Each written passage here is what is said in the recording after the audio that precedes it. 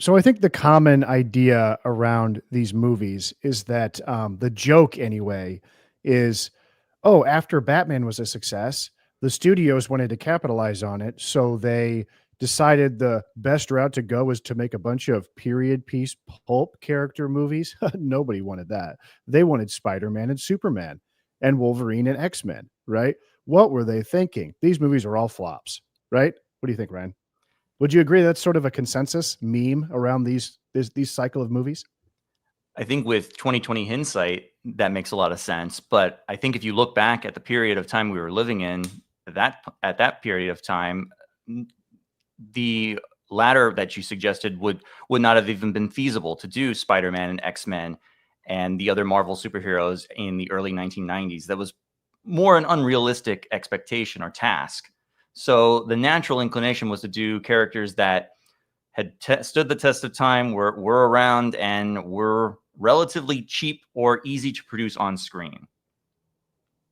I think that's a great point. I think the other argument you could use against that kind of simple reading of these movies is a lot of them were in production or they were trying to get them made for many, many years before Batman came out. It just so happened that Batman was the catalyst for this kind of period piece. I think Batman is fondly remembered really for its set design, and this sort of like gothic atmosphere and its period feeling.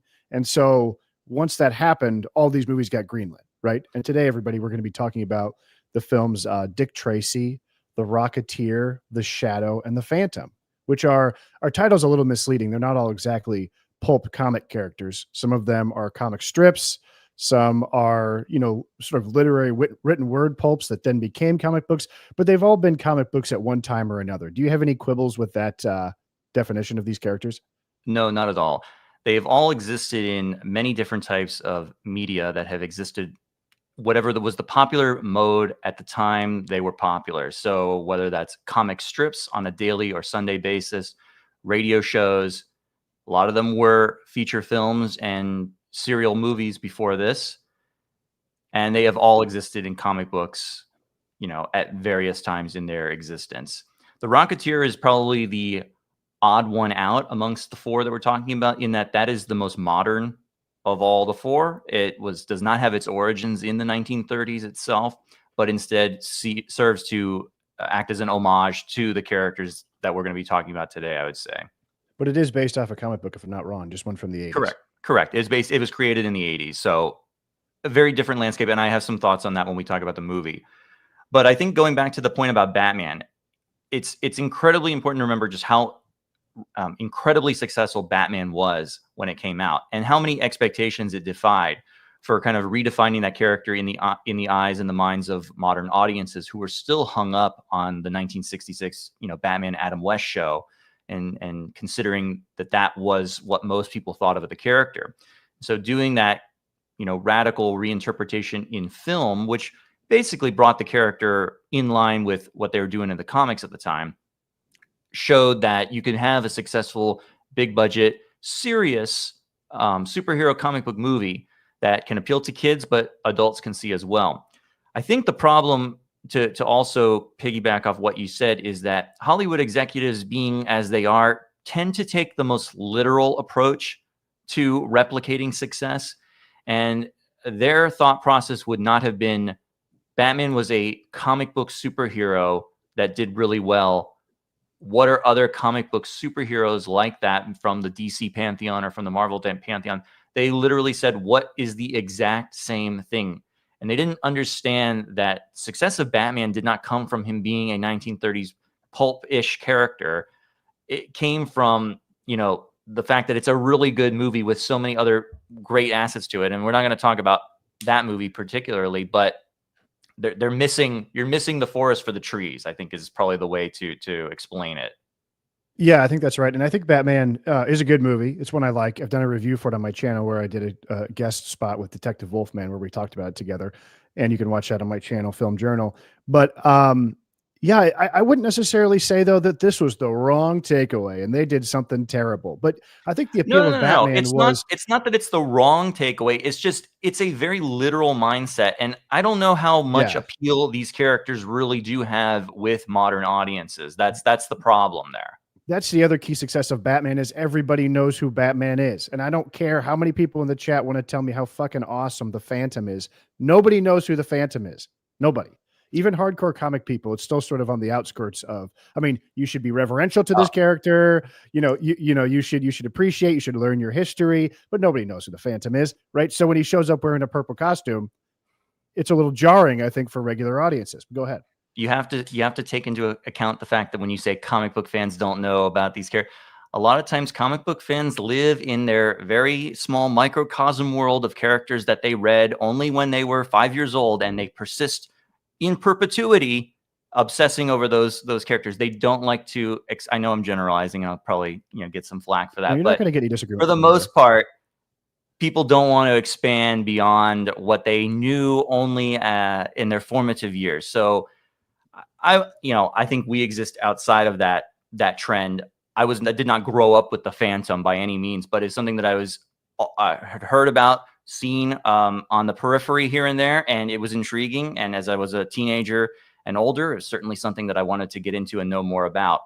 You mentioned about relevancy, and I think we both have.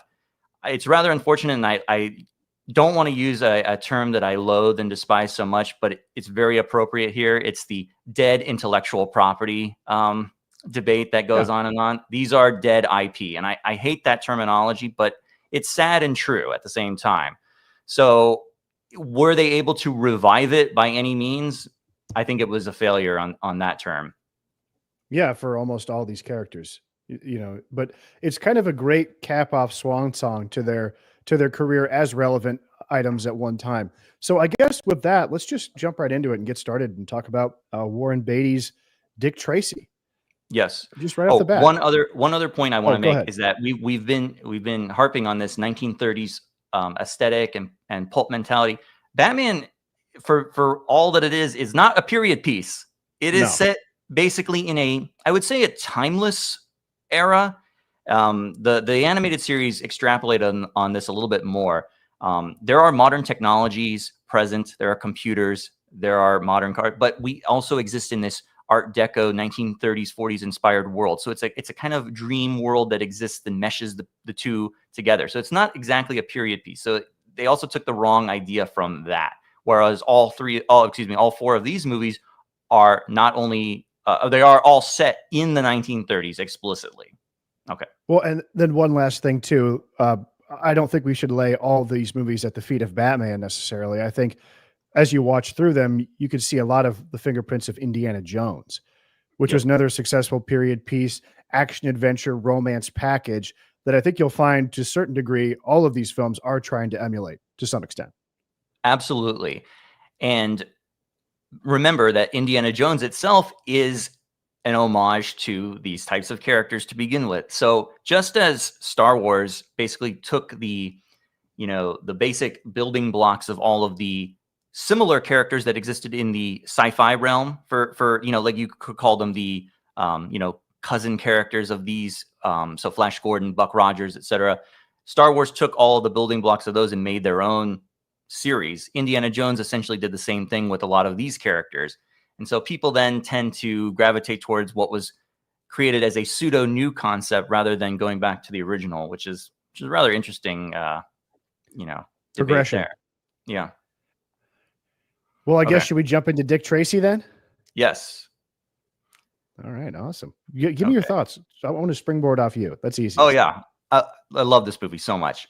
So this came out in 1990.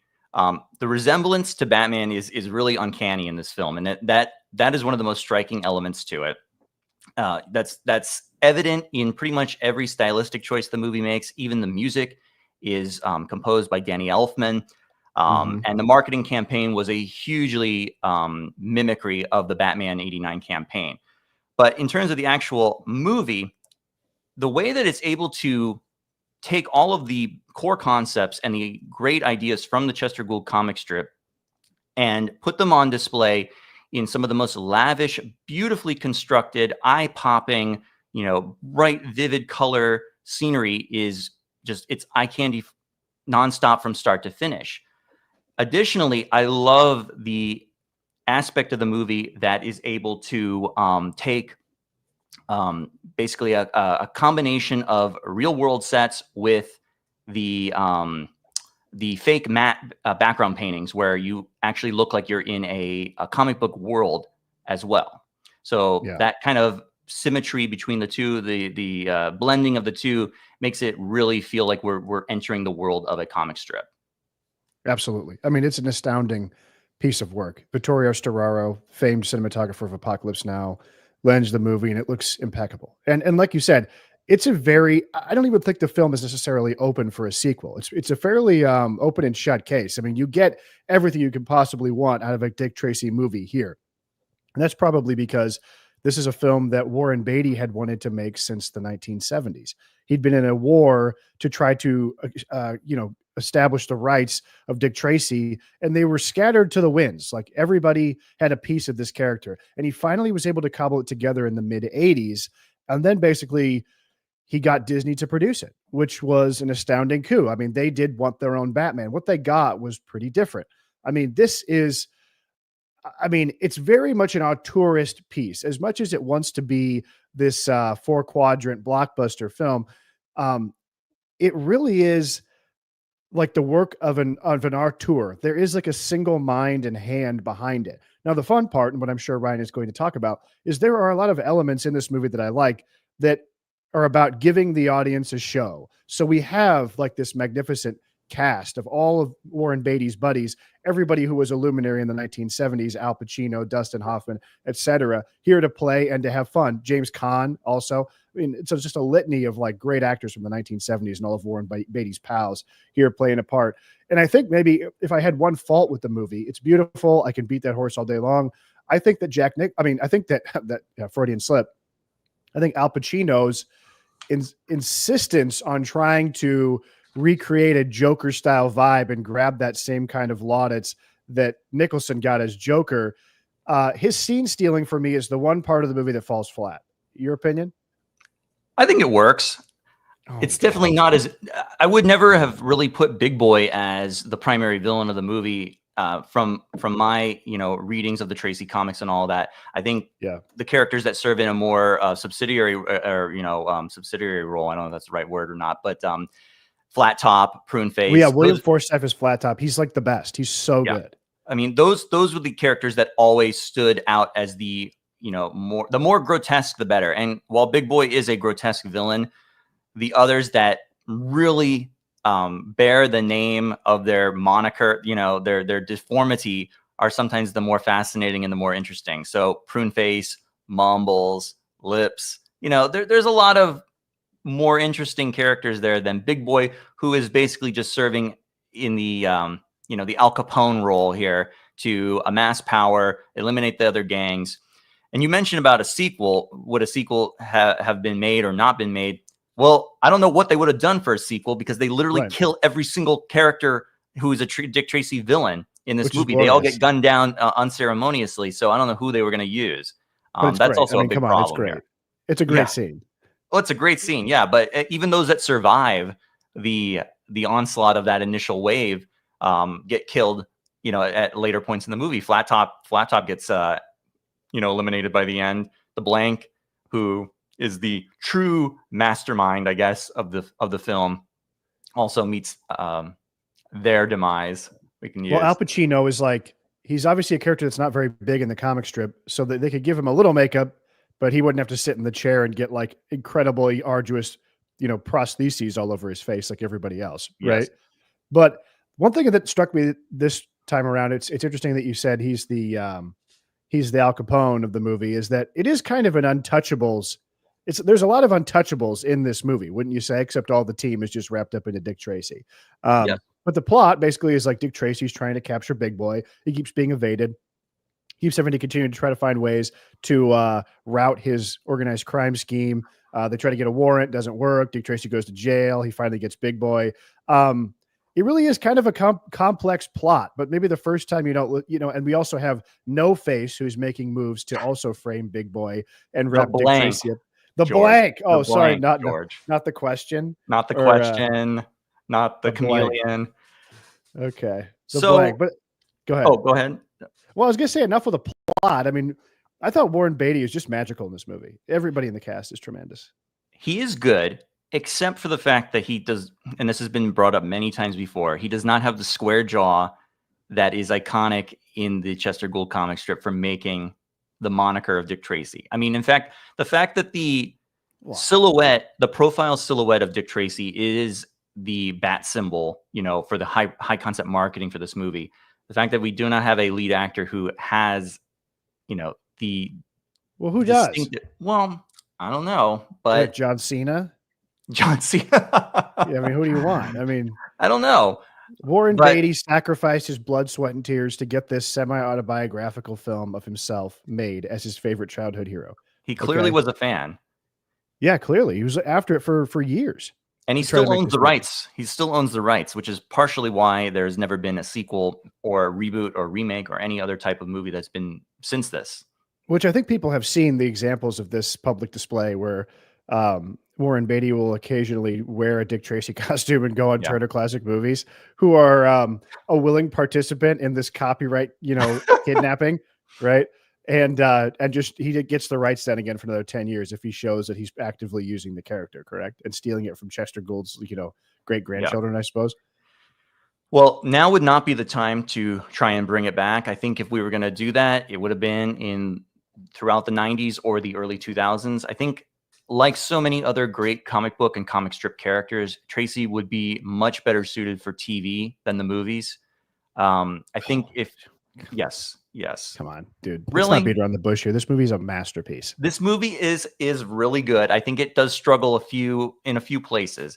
Okay. I think it does drag a little in the middle. And I think focusing on a lot of the stuff with the kid drags the movie down. Wrong. The kid is terrific. The kid is cute and sweet. And I think if there's any problem, it's the opening is kind of slow. It's slow to start. And part of it is because... Oh, no, I disagree. I think the beginning of the movie is wonderful. I think that's some of the most engaging stuff where we're seeing Big Boy kind of trying to consolidate power and knock off all the rival gangs. I agree with you. It's just, I think it gets bogged down a little bit. There's a moment there for probably about a good 7 or 8 minutes of the film where we have Dick Tracy back at the base after he's failed to nab Big Boy. And we're cross-cutting back and forth from a Madonna dance sequence and Al Pacino mugging for the camera going, do the dance sequence again. One more time, do it again. Right. No, and cutting back. Is that early on? I feel like that's what I'm talking about midway through after he knocks off everybody else and he's now got Breathless as his mall. He's instructing her how to dance and how to sing. And we have the Stephen Sondheim songs with various montages of newspaper headlines swirling towards the camera, which are great. They're great. I feel like that's a little bit of a drag at the midpoint of the movie.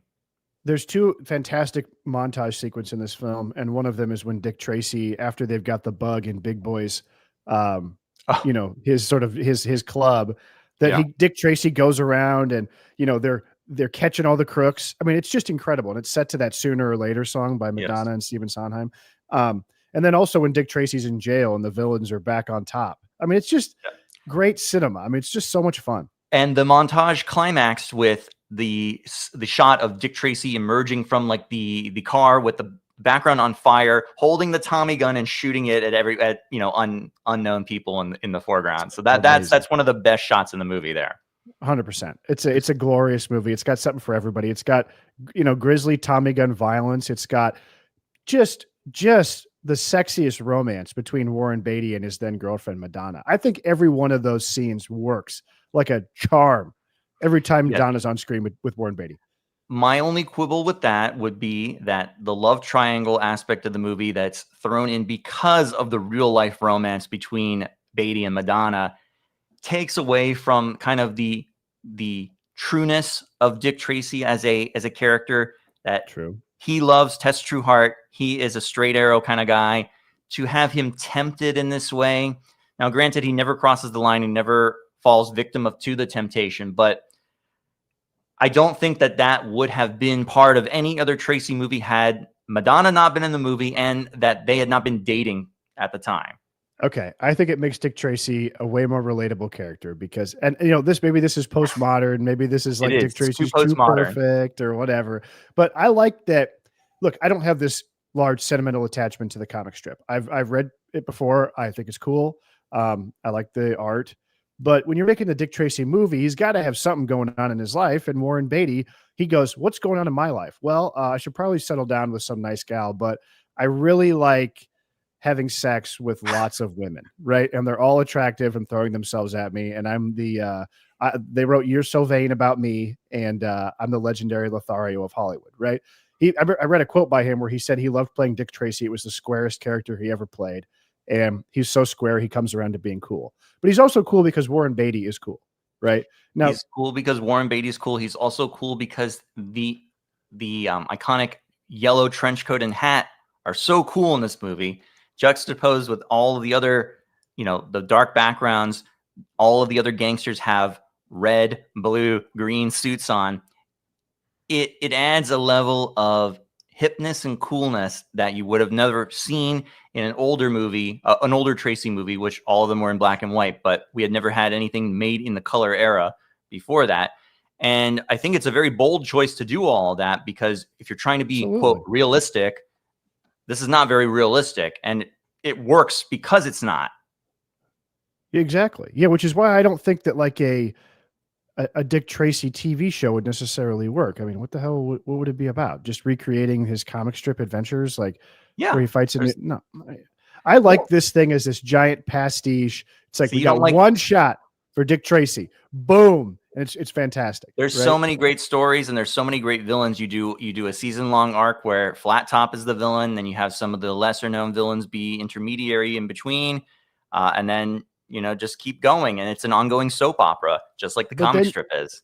Sure. But then I think you make it too complicated. I like its simplicity. I like the simplicity of the movie. Yeah, but you're arguing also then, you shouldn't make a, when you make any other superhero into a film series, for instance, like Spider-Man, you shouldn't have an individual villain per movie, because that's boring, because it's just one, the same story over and over. It has to have an ongoing arc where the character, really changes and develops. It's like, no, most of these characters don't. It's not even about them. It's about their ongoing existence, and they fight a villain each and every week. I'm sorry, maybe that's old fashioned, but that's how I like it. Would you trade this like auteurist masterpiece for some sort of hypothetical Dick Tracy 8-season long television show? No, I wouldn't trade this for anything. Right. But I'm saying if we're going to continue the character's legacy and imprint in media moving forward, I think the next step would have been to do a TV show. I don't think that anyone else probably would have been able to replicate what this movie did, and so it would be kind of pointless. Well, fortuitously, I was reading a book on the history of Disney Channel when Eisner and Katzenberg took it over in the mid 80s. Yeah. It's called Disney War. It's actually really well written and good. And they talk about Dick Tracy a little bit, in that it was a gamble they took with Touchstone. They didn't release it as a Disney property, probably because there's too much gun fighting. Yes. But and Madonna's like on all fours on the desk, seducing Tracy. Madonna, can you imagine that in a Disney movie? She's so hot in this movie, man. I mean, she's so hot in this movie, right? What is she has so many great memorable lines, like when she's talking to Dick Tracy and she says, "You don't know whether to hit me or kiss me." I get that a lot. Or how about take you back to the station and sweat it out under the lights? She goes, "I sweat easier in the dark." Like, how about you're not in mourning? Oh, my underwear is black. Yeah, I mean, she's just terrific, and I love that in the movie that she's trying to seduce Dick Tracy, and like the sexual tension is so real. It's amazing. I can't believe I've never seen any other Madonna films. Apparently, at the time, she was not very well thought of as an actress, and thought this might help her out. I think she's good in it, and I think she looks terrific. She's good in this. Yeah, absolutely. She nails this. I mean, there's a camp level to it, to all of this movie, everything in this movie, and so I think she treads the line very well there.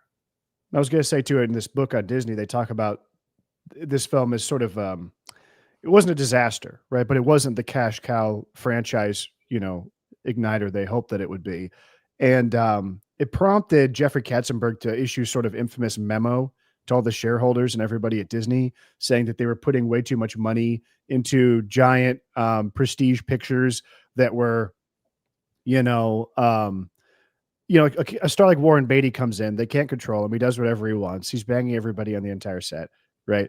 And this was sort of an infamous thing that we need to shift from these big passion project pictures and get back to the animated movies that are a success. So they kind of Sound gave up. Does that sound familiar? I mean, it's not like we're going through the same thing nowadays as they were back then, right? It's the same trend, exactly. the same cycles occur again and again and again in Hollywood, and we're living through this again, where we saw movies like Joker Folie à Deux, which cost oodles and oodles of money and was a passion project from the director and did not resonate with audiences. And we go back to square one, where maybe we need to make cheaper movies and not spend $300 million or whatever making John Carter of Mars. So he's not wrong, but it sure didn't hurt in terms of marketing. They certainly marketed the hell out of this movie. And when I mean, we weren't around when this came out, just be honest. But from what we've seen, you probably couldn't go 2 feet without running into something that was yellow and Dick Tracy inspired at the time. And I think you've got some clips to show. I do have some clips. I do have, this one is from McDonald's, which went all in on Dick Tracy. So let's see. Who wouldn't go all in on Dick Tracy? I am all in on Dick Tracy. So I think movie's awesome. Oh God, I'm so boomer here. Share screen. Yeah, I think so. Or maybe you know what? Since I'm the controller, you're the controller. That's why. So I'm the controller. It's the first one. It's clip one. Dick Tracy. It's not just a game. It's a mystery, an adventure. It's you against pruneface, influence, itchy, and a motley crew of criminals in McDonald's Dick Tracy Crime Stopper game. Solve crimes, catch crooks, collect rewards like food or cash, up to $1 million. Dick Tracy, the movie is in theaters. I'm on my way. The game is at McDonald's. Very Amazing. Cool. Very McDonald's apparently lost a lot of money with that scratch-off game at the time because people were winning nonstop. Really? Was that like one that got scammed? I don't know, but it was a big deal. It was all over the place. So it's kind of sad that this didn't go anywhere and that we never got anything else after this. I mean, Disney also went all in. Dick Tracy was present at the Disney MGM Studios theme park. They had a musical show. Yeah. At the place that now has the Star Wars world in Florida. They had a live Dick Tracy stage show, which was a musical. It only lasted for like a year or so. And, you know, that was the legacy of Dick Tracy at Disney World. Well, I'll tell you what, my wife was the target audience at the time, right? Her older brothers probably. And she had this movie on VHS and loves it. Loves this movie to this day. Loves it. So she was the target audience kid at the time in the 90s. Thought it was great. Didn't know who Warren Beatty was when she was like, let's rewatch my favorite movie. I'm like, oh yeah, with Warren Beatty? She's like, who's that? You know, she hadn't seen Shampoo or Reds or, you know, I mean, this was a valiant attempt by Bonnie and Clyde. Bonnie and Clyde. Yeah, exactly. You have another clip here of Madonna. You want me to throw that up? Yes. Okay, let's see what Madonna has to say. Mania, and it seems to be spreading fast. The movie version of the popular comic strip doesn't even open until Friday, but it's already a blockbuster in the stores, we're told. You can buy anything from Dick Tracy backpacks to coffee mugs and bedding. And it's not only for kids, all sorts of Dick Tracy fashions are available. Even his trademark yellow raincoat. It can be yours for just $345. And speaking of Warren Beatty's friend, it's Madonna Mania on Long Island. She's here. The Material Girl and co-star of the Dick Tracy movie brought her Blonde Ambition tour to the Nassau Coliseum. Channel 2's Carol Iavana is there live. Carol. Well, Brian, the concert let out just a short time ago, and as a matter of fact, Warren Beatty. Concert, but what a time to be around. Now, I did have those big Dick Tracy bed sheets. I do remember those. I had those at the time, you know, from when I was a kid. Okay. But anyway, talking about the comic strip a little bit, I think one of the easiest and best ways to digest the comic strip are in these reprints that came out from Blackthorn Publishing, I think in the late 80s, early 90s. They're beautiful recreations of the daily comic strip, and they're all in these different colored, you know, covers. And this is probably one of the best and easiest ways to read it because you can read, like, you know, an entire issue in one sitting, and you get most of a complete story. And as opposed to the more intimidating and challenging, you know, IDW or whatever hardcover books that came out where they look like a giant horizontal slab, and you're like, why am I reading this? It just feels like Yeah, it's hard ways to too read. much, and it's overpowering. Right. Okay. Well, I am interested in reading more. I used to really enjoy the library when I was a kid. Used to have Dick Tracy, the big tabletop one. Yeah. But I thought that was great as a kid. I have not revisited This is also a really, really good introductory book if people are interested. The Celebrated Cases of Dick Tracy. It's probably out of print, but you can still find it online. And it's a hardcover. You can see all of the Rogues Gallery of Villains on the back, and it's a great way to kind of dip your toe in the water there. Well, I think that Warren Beatty should be applauded for making this film. I know that the fact that he's not a one-dimensional character ruins the movie for you. That he's got a little bit of turmoil and like. It did not ruin the movie for me. I'm just pointing it out as something that caught my eye and kind of takes away from, as true a adaptation as this is of the comic strip, that part that they changed kind of intrigued me the most as like what they were changing. And I feel like they did it precisely because of the Madonna connection. Well, I think they did it precisely because it was Warren Beatty who was making it, and he wanted Dick Tracy to be kind of like him. Yeah. Right? Sure.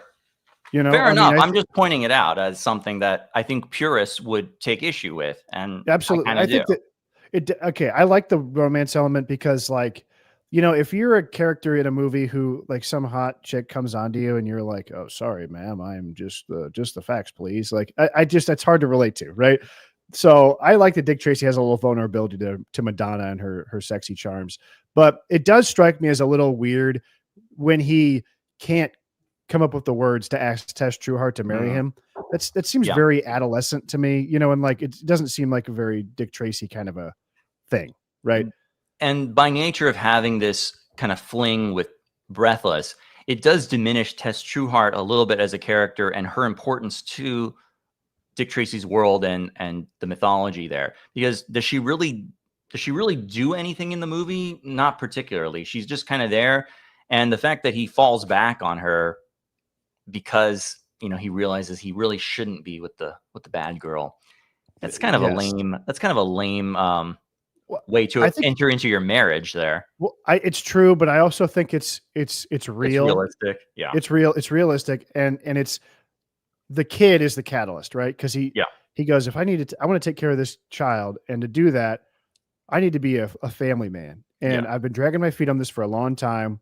Let me wrap up my big caper here and defeat my arch enemy. And then now I can settle down and be a family man, which is ultimately what Warren Beatty did when he married Annette Bening. And then he stopped, the man about townness was over. Right.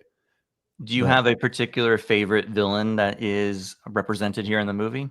I was going to say Flat Top. I think he's the most sinister, and he's really cool looking. I think William Forsythe does a nice job.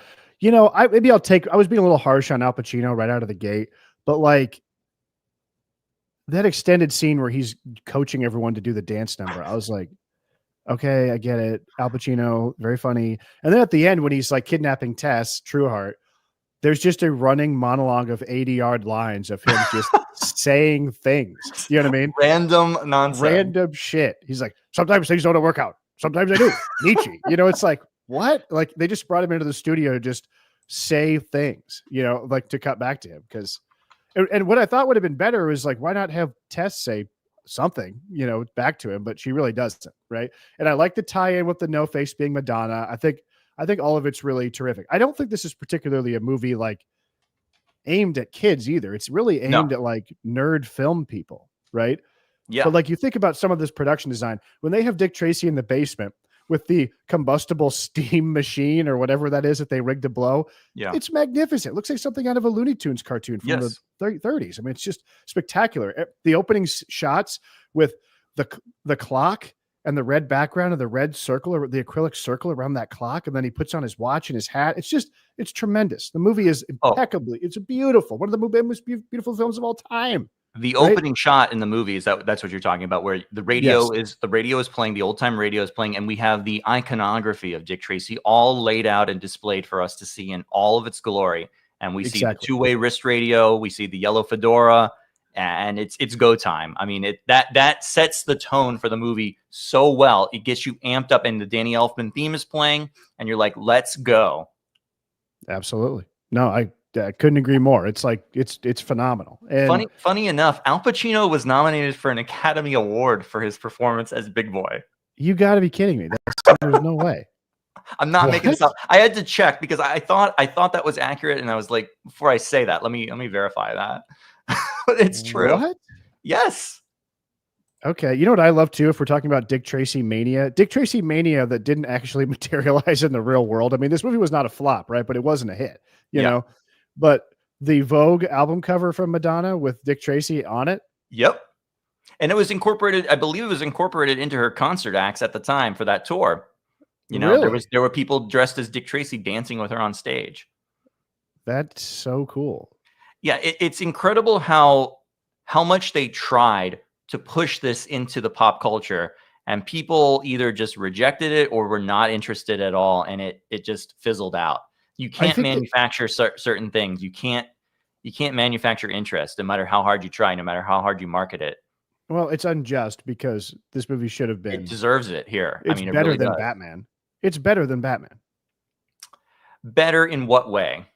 Better in that it's more entertaining. It's more enjoyable. Really? I think I love this movie a lot, but I would take the Tim Burton Batman film. There's something about it that just I like that movie. You can watch a video on my YouTube channel where I talk about how much I like it. But I think that this movie is it's a work of passion and art and creativity and using a lot of Disney's money to make something really astounding that didn't hit at the time, but like is definitely worth watching and is one of those great curiosity items of pop culture that is a real gem. It's a real gem, this movie. So yes, absolutely. I don't think you're going to hear a whole lot of different out of me when we talk about basically all of these movies. I think they're all really, really good. But do you have anything else on Dick Tracy before we move on to our next movie? I want to say one of my shout outs to one of my favorite villains, Mumbles, is played by Dustin Hoffman in this movie, who provides a key piece of evidence at the end of the movie that is the payoff is so perfect because we've been listening to him just mumble for every time he appears on screen. And then Tracy gets the best of him. He's audio taped Mumbles' confession, and Mumbles is yucking it up that you got nothing on me. He slows down the tape and you can finally understand what he's saying. Big Boy did it. I was just in watching this again. There is so much fun with the villains, but the good thing about it is they never outshine Dick Tracy. You give a shit about Dick Tracy. He's cool. He commands the screen. He looks awesome. But I mean, when they take Paul Sorvino and they dump him in concrete and then throw him down to the ocean, I was sort of shocked at the amount of sort of comical violence there is in the movie. But it wasn't made by a committee. I don't think a committee would tell you that Dick Tracy needs to shoot everybody with a Tommy gun at the end. Right. But and Paul Sorvino is going to show up again in The Rocketeer. He does. In Paul fact, Sorvino is everywhere. When we talk about these films too, there's just a lot of recurring elements. Yes. As well, which I don't know if you could contribute to the zeitgeist or to their fealty to the sort of stories of old, but I suppose let's talk about Disney's The Rocketeer, another movie that should have been a hit. Should have been a hit, was not. And again, and then no sequels, no future plans after this. So this is the only character on our list that is, like, as I mentioned before, not an original character from the 1930s. This was a character created by a guy named Dave Stevens for Independent Comics in 1982. Mm-hmm. And this is more of an homage to the 1930s pulp characters. You can see that on display here. This is a movie that has a real love and affection for everything that's about the 1930s and pulp characters. Me personally, I had no knowledge or prior experience with the character or the movie for that matter until I watched it for the purposes of this video. It's always something that I don't know, I wasn't really interested in for a long period of time. It was always there. I know Joe Johnston had directed it, and his filmography is pretty decent. And of course, he later did Captain America: The First Avenger, which takes a lot of cues from this as well. I think it's fine. I didn't particularly wow me or win me over on a first time viewing. And I'll get into that later. But what'd you think? I really enjoyed the movie. I'd like to talk about Joe Johnston for a second because this is a film that I also just put off watching for whatever reason. Seems like it should have all the elements of things that I would like, but it just never grabbed me, you know. Mhm. I guess I always suspected as a youth that it would have a little bit of Disney schmaltz or family friendliness that kind of kept me away or maybe made it seem uncool. But Joe Johnston is also a filmmaker who's sort of uncool, you know, and that's not a knock on him, right? But he Yeah. can't seem to get any love, right? I mean, the guy does have a really impressive filmography as a director, but I think even more impressive is just his contribution to late 20th century blockbuster movie cinema. I mean, Yeah. this guy, he designed the look of the Iron Giant, of Boba Fett. He worked on all the Star Wars films. He was there on day one for Star Wars, right? And he continues to make mostly really good movies. He's got a great handle on tone, and I think he has a good eye for leading men and a great sort of nostalgic way about his movies. Have you ever seen October Sky? That's one that I also would recommend. It's I have not. not gonna knock your socks off, but it's an aspirational film about 1950s teens who want to send a rocket to space, right? It's nice, and this movie is nice. You know, It is. it's a beautiful little world. You've got a great cast. I think that the main guy, who's the main kid, Billy something. Campbell. Yeah, poor guy. I mean, I looked him up because I thought, you know, man, it's really too bad he didn't go on to have a career. He has such a square jaw. He has great hair.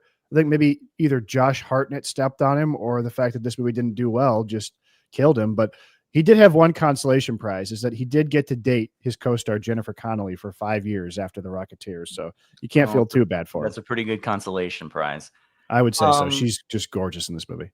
One of the things that I think that I kept thinking about after watching this and how it differs from a lot of the other movies and the characters is kind of that modern sensibility that's brought into it. And a lot of that relates to the origin of the character and the motivation that drives them as a hero. And I feel like this movie has a much more kind of, I don't want to use the word selfish, but it kind of is. It's a selfish motivation, or it's a personal driven motivation. I want to get the girl and I want to make lots of money.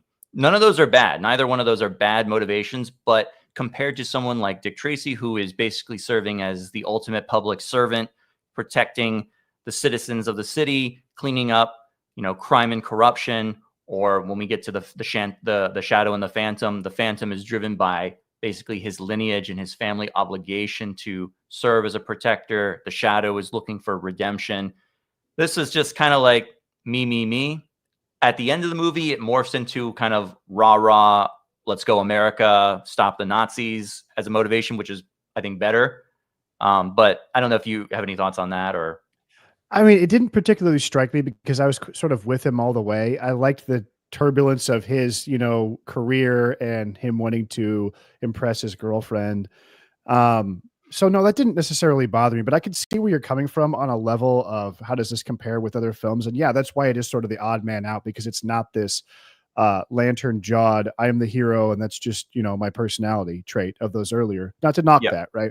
No. But it's much more of a Marvel approach to a character as opposed 100%. to a DC approach, which is probably why the other three characters resonate with me personally a little bit more. Is that's my personal taste and liking is the kind of stuffy, stiff DC characters. So I would say one thing for this movie, it's the only one that doesn't feel forced, right? And I think because it was made in the 80s as an homage, it sort of has a built-in defense mechanism against anything incongruous with a late 20th century movie. Do you know what I mean? Yes. So there's no weird purple suit. There's no big giant nose. There's no, you know what I mean? Yeah. It's very well built to succeed. And, you know, we know it didn't, but the costume looks great. The kid, look, I mean, I feel bad for him. Sorry. You know, he's a guest star and everything, but like, you know, he's okay. You like him enough. Yeah. Right? Yeah. He's just sort of handsome. And I think that Johnston has sort of, I remember when he cast Captain America, I was very skeptical because as a kid, Captain America would be my favorite hero. I was like, what? The guy that was Human Torch? That's going to suck. But he just knows like how all American guys are going to look with a nice haircut, you know, and I think he likes that look, you know what I mean? Which I appreciate. But the movie's a lot of fun. There's some great sequences. The flying is mostly good, you know, special effects wise. And it's a good looking movie. You know, we're going to say that about a lot of these, But Dick Tracy is obviously the magnum opus of looking great and amazing and transcendent. But we have a lot of great locations. They use the famous Frank Lloyd Wright house in Los Angeles that was also in Blade Runner as Timothy Dalton's evil, Hitchcockian James Mason style mansion. The Under the Sea Dance Club or whatever it's called is cool. It's nice to have the nostalgia of all this, early flight, grease Howard- and mechanics, Howard Hughes, yeah. Howard Hughes, and you get kind of an almost only angels have wings style, like crew of pilots that are our, coterie of allies to our hero. So there's lots of really good, feel good, nostalgic things. Go ahead. I've been talking too long. No, I agree with what you're saying. I like the movie. It didn't blow me away or didn't hit me in the right way that I was expecting it to, that I did when I saw Dick Tracy or the Phantom for the first time, or I was like really wowed and taken aback. I agree with you. What I did like was a lot of the old time Hollywood references that abound in this movie. So even little things like we talked about, seeing Howard Hughes, who's a character in the movie, or when Timothy Dalton's character, Neville Sinclair, is basically like a Douglas Fairbanks type swashbuckler. Yeah. They show them on the set making, I don't know, looks like a silent movie, but it's obviously in the sound era, making something that looks like, Adventures of Robin Hood. They meet W.C. Fields in the club. And my personal favorite was the inclusion of a character who I looked him up. He is in the Rocketeer comics, but it's a character based off the real actor Rondo Hatton. And I sent you the link that this guy's in the Rocketeer, and it's like a guy that died 70 years ago. Basically, Rondo Hatton was one of Universal's big monster movie actors. He was famously Universal's monster that required no makeup. Whoa. Because he had acromegaly and had this deformed, gigantic face, he played a character called the Creeper in a couple different Universal Golden Age horror movies. So when the creator of the Rocketeer was making the comic, he made a character that looked exactly like Rondo Hatton, and they recreate him in the movie. And it's very jarring and kind of, I was shocked when I saw that. So was I, but it has a basis in reality. Yeah. That was another thing too. Like, we're going to have W.C. Fields. Well, yeah. Nobody knew who W.C. You know what I mean? Like we know, but like, that was a very interesting reference. Interesting choice. Yeah, it really is. But the movie has a little bit, I would chalk it up maybe to the score too. I don't like the score very much. It's the weakest score of the bunch. I mean, you're talking about comparing it to the likes of Danny Elfman and Jerry Goldsmith here. So it's not that great. It's not great. And it's got that little like strum on the whatever that is, those bells that sounds like the Tinkerbell ding, that makes you feel extra good and warm inside. And very Disney-ish. It's very earnest and very Disney-ish. Yeah. And we have Trembling Colors in the chat saying also Betty in the comics is straight up Betty Page. Yeah, I was actually looking up Dave Stevens, the artist, quite the prolific illustrator of pinup ladies. And his art is tremendous. And if I was him, I'd be thrilled with this movie. I'm sure they dialed it back a little bit. I'm sure the comics are a little hornier than the movie, but I was surprised at the reference to Jennifer Connelly's bust, let's say, by W.C. Fields, no less. Yeah. Oh, I'm double pleased to meet you, or whatever he says. Double pleased. Yes. Wow. Yeah. No, but she is really quite gorgeous in the film, and I did appreciate that they gave her a little bit of business to do, where she woke up after being knocked out by. She gets to find the secret lair. She gets to trick Timothy Dalton and hit him over the head with a vase. That was all very fun and cute. More to do than Tess Trueheart for sure. Tess Trueheart got the shaft in Dick Tracy. That's a big problem there. We'll see the other leading ladies get a little bit more to do in all the other films. What did you think of Timothy Dalton as Neville Sinclair in the film? I thought he was great. I thought he was a lot of fun. He was a lot of fun. I wish they had just dialed him up a little bit more to be a little bit more ridiculous and a little more scenery chewing would have been. He does it at the end when he puts on the fake German accent and he's really going to town. That's when but when he's at his slimiest, he's the best in the movie. Well, he's got a lot of good lines too. Like when he says, "I wasn't lying. It was acting." Yes. Right before he goes to his death. Right. But, and the moment where he's trying to seduce Jennifer Connelly by reciting all of the lines from different movies that he's memorized over the years. And she's just, like, "Oh, you said that one to Garbo in this movie. Yeah. You said this one to this person in this movie." And it's like, no reaction from him at all. He's just like, okay, Right. move on to the next one. What else I Yes. got? He kind of would it be wrong to say he was sort of channeling like a Claude Rains almost? Not like Perhaps. maybe it's just a mustache. Yeah. Kind of an invisible man, Claude Rains, not so much a notorious Claude Rains. But The thing in a movie like this is you need a really strong villain like that. And that's why I'm saying to have him dial up a little bit more is because the hero is, as are all the 4 heroes we're talking about, in different degrees of blandness. Okay. So you really do need a colorful, strong villain and supporting cast to kind of bolster them and show the world around them is interesting. The protagonists and the heroes for a lot of these movies, these properties, they're kind of not meant to be thrilling or compelling in of themselves. They're meant to be kind of the springboard by which everyone else reacts off of them, especially Dick Tracy. Dick Tracy has always been like that, where the colorful rogues gallery are what makes the strip so unique and so popular. And so he's there as kind of the straight man reacting to all of the grotesquerie around him. I can't speak for the Rocketeer, source material, but here I think that would have been a little bit better if Timothy Dalton and Alan Alda and the other cast had been kind of more aggressive with kind of chewing the scenery.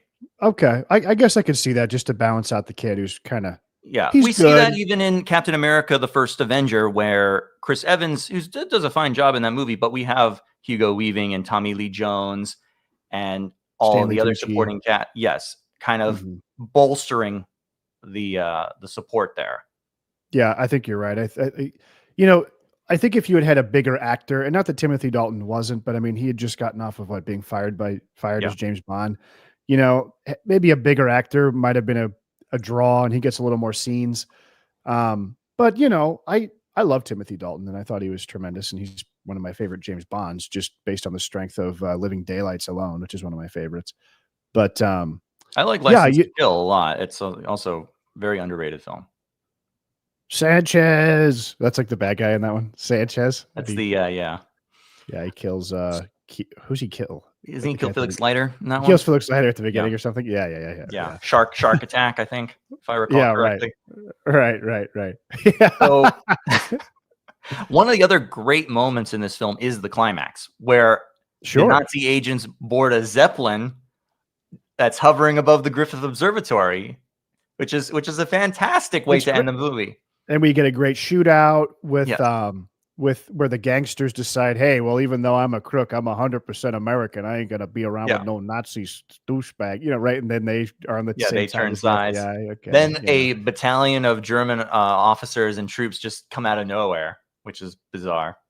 Right. When those guys would probably be real deal Mussolini heads, like for real. Let's not joke around, But no, I mean, it was good. I was pleased. But yeah, you know what? I think that this movie, out of probably all of them, is maybe the one that has the biggest renaissance in terms of like millennial appreciation online, right? Would you say out of the 4? I would say that. So. I wouldn't know. Maybe people in the chat can back me up, but I think that is I think there are other films we have yet to talk about that deserve more love than they do get, right? Mm-hmm. And I've read on Wikipedia, and I've been assured that films like The Phantom have a cult following and have since been reappraised, but I don't see it as much. And I'm going to be a champion here for some of these movies. So do you have anything else to say about The Rocketeer, or can we move on to 1994's The Shadow? I think we can move on to The Shadow. I was a little let down by The Shadow because I was expecting a little more out of Russell Mulcahy, my guy who did Highlander, which is one of the most like visually stunning, creative action films of the 80s, right? And this movie is good. The one thing that stuck in my craw when you said that all these heroes are bland is I don't think Alec Baldwin is particularly bland in this. I think out of all the leading men, he's the one that I could see carrying a franchise the best. Would you agree? I wouldn't use the word bland, but there are plenty of other words. Like what? It's kind of laughable at certain times. I don't know if that's because of what he's become over the years that I can't take him seriously in this role. But there's something about him from the moment he appears on screen, especially that is not the way to reveal the character at the beginning of the movie. He looks like we're in a Saturday Night Live skit here, with the long hair and Yes. the dirty fingernails. And I thought, is this a parody, a skit? Is he undercover? So I had a most curious reaction while watching this, because I've seen this before, I think a couple times, and I remember liking it. When I watched it again the other night, I was very shocked that it did not live up to what I remembered it at all. It was kind of slow. It was kind of boring. It's kind of laughable here and there. Don't get me wrong. I mean, I still enjoyed it. I think it's a worthy endeavor, but it's kind of the weaker of the lot we're talking about today. I watched this one first, and I was quite taken with it. Right. Oh. After watching the rest, I sort of reappraised my thinking on it. There's a lot to like here, and I really, really wanted to like this movie. Now, I'd had the same reaction to Alec Baldwin as you. Alec Baldwin's career took a big comedy turn in the mid 2000s, where he basically played a parody of not himself, but of the kind of characters he should be playing. And unfortunately, John Hamm is going down this same route, right? Square-jawed, handsome guys can't get leading man hero roles anymore, so they have to play jokes, basically, right? John Hamm would have had 10 times the career had he been around in 1960, right? But I agree with you on the opening sequence. You already have to get people over to your idea of the Shadow, which is a guy that, like, you know, he can talk to people and stuff. It's very inconsistent. It's very inconsistent and kind of confusing Yeah. about what are the power set, because it actually, I mean, I would not say I'm a Shadow expert by any means. I've read a little bit here and there, but like, it seems like it changes all the time as to what the power set are. Is there a mysticism aspect? Is there not? Is it just mentalism? We don't know. So this one plays up the mysticism and the yogiism as we're going for the gold here. I think that Christopher Nolan likes this movie. It took a lot of inspiration for Batman Begins, because the movie starts out, if you don't remember or haven't seen it, with Alec Baldwin as a Mongolian warlord. That's how the movie starts. Yes. Right? This in the opium trade, I believe, right? Yeah, he's in the opium trade, so he lives in a big, like, I don't know, castle or like something. A monastery, yeah. And he like murders people and has them killed, and he's got long hair. And then through a series of events, he comes into contact with a kind of spiritual monk who has a knife that is like a CGI knife that has a mouth. And then he decides to go back and become the Shadow, which don't start the movie out that way. Start it out with the introduction of the Shadow on the bridge where he saves the guy from being, getting the cement shoes, right? That scene is excellent. Yes. That is the best scene in the movie. The first time we see the Shadow, the crooks are going to drop the guy in the river with the cement shoes, and we hear the iconic laughter of the Shadow that puts them off base and alarms them, and then he appears in that shot where you see him in full costume and he's got the guns blazing. That's great. I did not care for the invisible fight scenes that the movie puts on. That was a little off-putting as well, a little disappointing there. What do you think about that? Yeah, it's a little, we've seen it kind of thing. Like, oh, I dumped water out. Now I can see your footprints where you are, Shadow. I like the idea that I listened to a bunch of old episodes of the radio play with Orson Welles, which are all great, by the way. They're really very fun. Very fun. Yeah.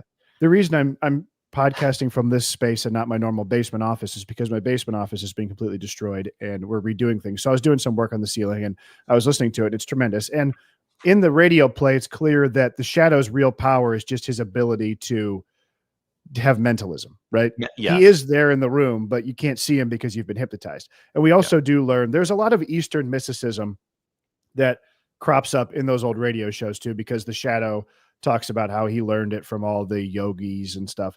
So that's true to the spirit of it, but don't start the movie out that way. People are already like hesitant with this idea of the Shadow. They don't know who he is. And you're going to throw him into this to start when you have an opportunity to revisit these scenes when Penelope Ann Miller like reads his mind and gets flashbacks of his sordid evil past. Now, I don't think the idea is bad. David Koepp had the idea that the Shadow should have an evil villainous backstory and had since reformed, which would explain his ability to understand evil truly and also explain his kind of evil, sinister laugh, right? Yes. He's like a bad guy turned against bad guys, which is a good hook, right? And it works. But, there's certain things that don't work about the film that, you don't have to explain in the pages of a novel or in a radio play or in an illustration, but you know, the idea to say, well, Alec Baldwin needs to have a giant fake prosthetic nose, you know, so he looks like the drawings. I mean, I don't know. It's a hard choice, right? Yeah, you make a great point there about the incorporation of the villainous backstory, because it really does help justify the moniker of the Shadow, which is who knows what evil lurks in the hearts of men. The Shadow knows. Well, why does he know? Because he's been there, done that too. He's had evil that lurks inside his own heart, so he knows, and now he's taking others to task for it. So that's actually a great point. I didn't think about that until now. But you Maybe know, that's the too sentiment explicit works. and I missed it, but Yeah, the sentiment works, but it doesn't work as your opening to this movie, right? no, It's it does like not. That would have too been a good flashback later on, where she Yeah, discovers exactly. it for the first time while they're getting to know each other, and he has to tell her the hard truth about who he was before. It would have been such a great flashback later on because it happens so early in the film, and then the movie becomes something totally different. You almost forget that you saw it, Yeah. right? Because it's so divorced from the proceedings. I will Also, say, oh, go ahead. no, please. Oh, I was going to say, I really appreciate that the movie does have kind of a self-awareness to it as well. And I think that's where Alec Baldwin really does shine, where he's kind of play acting a little bit, and they're amping up the camp. This is really evident in the taxi cab scene after he rescues the professor from the cement shoes, and they're reciting the back and forth passcode. What should I say? How do I respond? You know, the sun is shining, but the ice is slippery. And they're like repeating it back and forth. And they give that shot of him just like staring not at the guy, off to the side. And you can, his mouth's not moving because he's got the bandana around it. And he's saying it in a very sly, coy way. And it's just like, it's funny, but it's meant to be cute and not making fun of, but laughing with.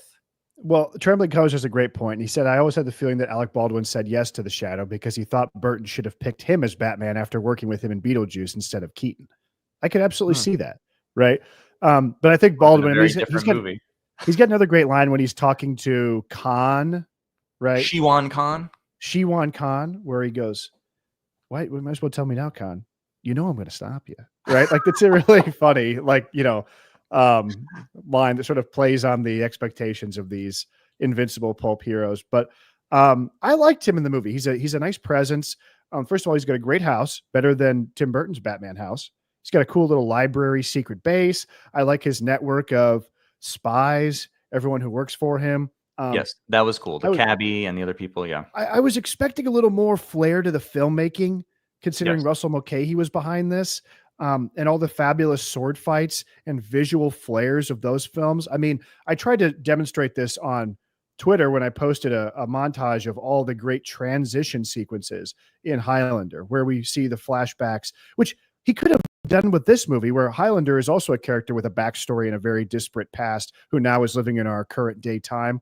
Why not do that with Lamont Cranston, to where he's flashing back to, his past?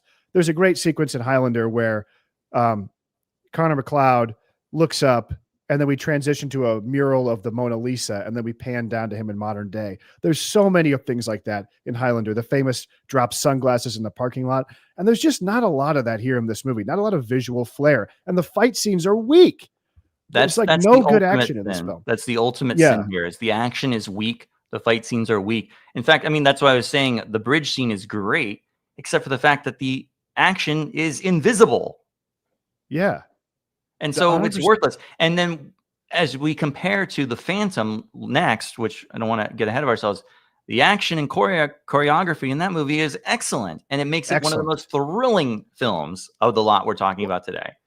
All of these movies know that eventually you have to have a mano-a-mano with the main villain, and that's mostly about stakes and about reiterating the themes of the film and about tying it all up.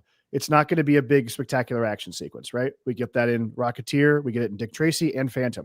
But in all three of those films, they know well enough to have a big explosive gunfight, before that happens. In this movie, Shiwan Khan sends out 4 sword-wielding pirate Chinese guys after him and goes, kill the Shadow. And then what? The Shadow fucks with Tim Curry and throws him out a window. And I'm like, what happened to the other guys? When's Shadow going to take down these 4 dudes with his 2 badass pistols? Didn't happen. And then we get a Highlander recreation scene where everyone like fights with their mind, a la like Brian De Palma. And then all these windows blow up, you know, and mirrors explode, which is very cool. Right. And like just Mulcahy doing the exact same thing he did in Highlander, but please. No, I agree. The final confrontation with the villain, with the Shadow and Shion Khan, is wholly unsatisfying compared to the 3 other movies. Even The Rocketeer, which I had some issues with, the climax of that film is exquisite, and the final confrontation between the Rocketeer and Sinclair on the Zeppelin has an ultimate payoff that is extremely satisfying, where we didn't mention it, but Sinclair steals the rocket pack from the Rocketeer, but the Rocketeer sabotages it beforehand, and haha, I'm getting away. I've stolen the rocket pack, and I take it back to the fatherland, and blows up in his face. And that's the perfect way to end a movie like that. Dick Tracy, the same way, the way he stops Big Boy. This, honestly, I don't even remember how he stops Shiwan Khan, or he stabs him or whatever. They stare at each other. He overcomes him with his mind powers.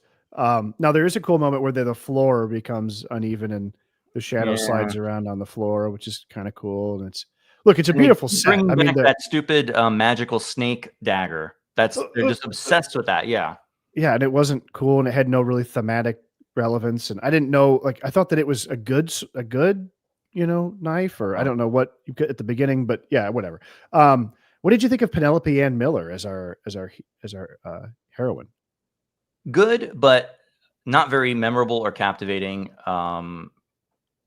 Baldwin is the best thing going for this movie. Yeah. Another great line he has when Penelope Ann Miller is staying the night at his house, and she's doing this little sexy thing where she's recanting her dream, and she goes, "Oh, I was naked on a beach covered in sand, and the sun was setting." And he goes, "I had a dream too. I tore my face off when I was a different person underneath." Right? Like, that's a great line. And Baldwin, he kills it in this movie. He's so good. I think he's great. No, I agree. I didn't. So when we started this discussion and I was criticizing him, I meant specifically for the opening scene of the movie, which is ridiculous, where he is the Tibetan warlord, opium warlord. Okay. That is ridiculous. When he is the, playboy socialite dressed in a tuxedo, going about town, he's really good at that. And he's really good at delivering these very ridiculous, sarcastic lines as a comedian would. So in that, he's good. He looks good in the costume. Yes. Except for the nose, which you mentioned, but it's not all bad. It's not terrible. No. It's a mixed bag. Yeah. And what's also disappointing is that we have so many other really, really good actors in this movie in supporting roles, and they are not given anything to do. I mean, would you even recognize that that's Ian McKellen in this movie? They give him nothing. He doesn't even have a personality pre-hypnosis. No. He's obsessed with making a bomb, and then he's hypnotized. And Tim Curry, okay, not to shoehorn him in to do one thing for his entire career, but come on, you gotta have the voice, the Tim Curry voice, the the Rocky Horror voice there. Come on. No, and you have Andre Gregory too, and he's like the Shadow. That was a very cool visual moment where we see the Shadow's interconnected tubes, infrastructure for getting messages. But Andre Gregory's in it, doesn't do anything. Peter Boyle is the cab driver. Yeah, I mean, he's good, but just underutilized actors, especially Ian McKellen. What a shame, Yeah. And then also the action scenes they contrive for the Shadow. I don't want to see Tim Curry get the best of the Shadow by locking him into a tube, and then it's filled up with water. I'm like, come on, maybe do something a little better than that. Visually, the movie is cool. I mean, it's a great looking movie, and I think that the score is terrific. I love the score.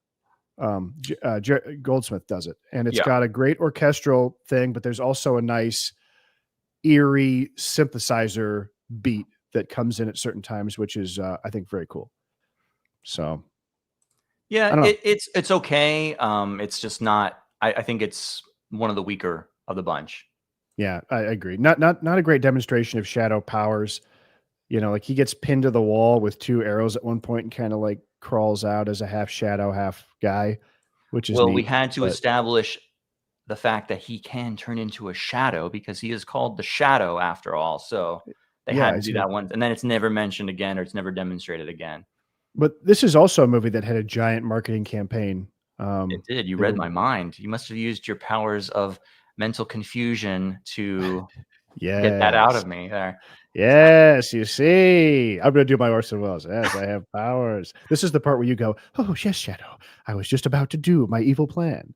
What No, was as your Orson plan, Welles. Ryan? As Orson is it? Welles, you can't Yeah. begin a sentence. There's no way to start an English sentence in which you begin a sentence with "in" and emphasize it. What is that from? Get me a jury and What? show me how you can start an English sentence that begins with "in July." Okay. Was that from some like con like press tour he did or something? No, where he that's was from the ripping some- peas, the frozen peas. Okay. Have you ever seen the film Me and Orson Welles, the Richard Linklater movie with Zac Efron? I have not. Check it out. Everybody, watch that movie. It's very, very good. Go ahead. Marketing for The Shadow. What were we hoping to achieve? Yes. Oh, I have the clip there if you want to show that first. Which I Ebert? thought that's where you're going. I thought that's what you were Shadow- going for. Yeah, the Shadow North- action figure commercial. Yeah. Let's do it. Who knows what evil lurks in the hearts of men? The Shadow knows. Armed with quick-draw 45s, the mysterious crime fighter faces the evil Shawan Khan. But Shadow's hypno eyes cloud men's minds. You will obey. Khan escapes on his serpent bike. After him, Shadow. Khan fires first. Shadow Cycle pops a wheelie, launching a counter missile. The road, Khan. Or is it? Who knows? The Shadow knows. Shadow, Night Myth Cycle. Other figures and vehicles, each sold separately. Yeah, so they went all out in the toy department for the Shadow.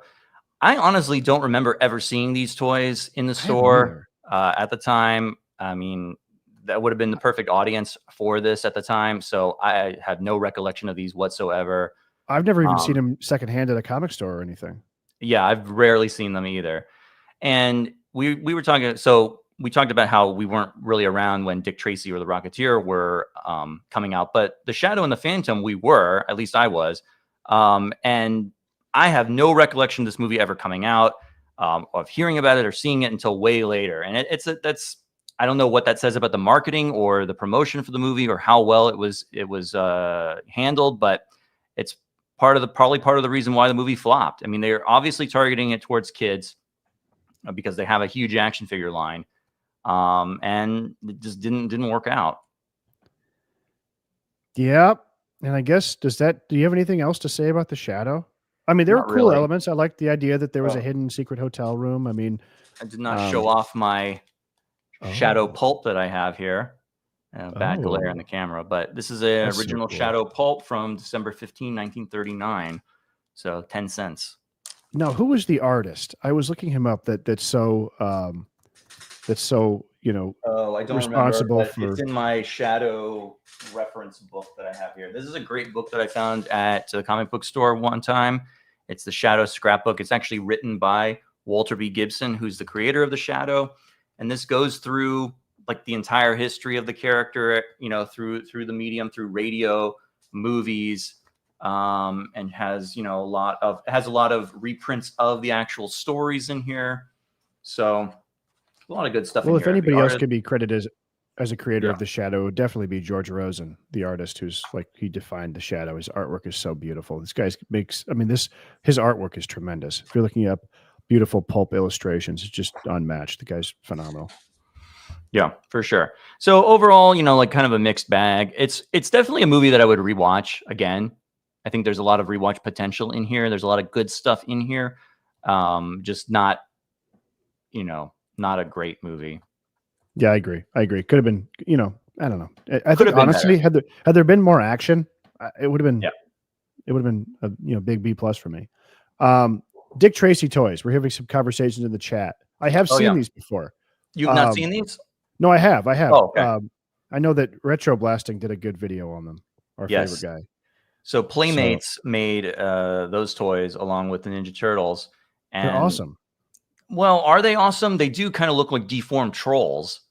Those Dick Tracy They look characters. great. Yeah. The Dick Tracy. These are sweet. I like They're a little strange. Yeah, I guess. They're a little off-putting.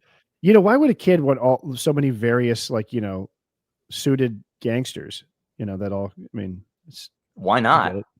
Well, Dick Tracy's the They all hero, have he's the- have their trademark deformity though that makes them cool. So that's why you would want them. And they come in various neon colored suits, 3-piece suits, Yeah. Well, how come the Dick Tracy toy didn't have a jacket? That's kind of a Yeah, that is ongoing. strange. Well, that was also just the design of a lot of these Playmates toys. They didn't do it for Tracy, but for other characters, a lot of times they used like cloth for some of the Yeah. jackets and stuff. Like famously for Splinter in the Ninja Turtles, they gave him this like cloth outfit that looks Okay. like horrible. And the Shredder, the same thing. The Shredder toy was always like he looked like he was like naked because people would lose the cloth, and so he'd be like bare chested and it was really creepy. Oh, bummer. I never had any Ninja Turtles when I was a kid. Oh yeah, so.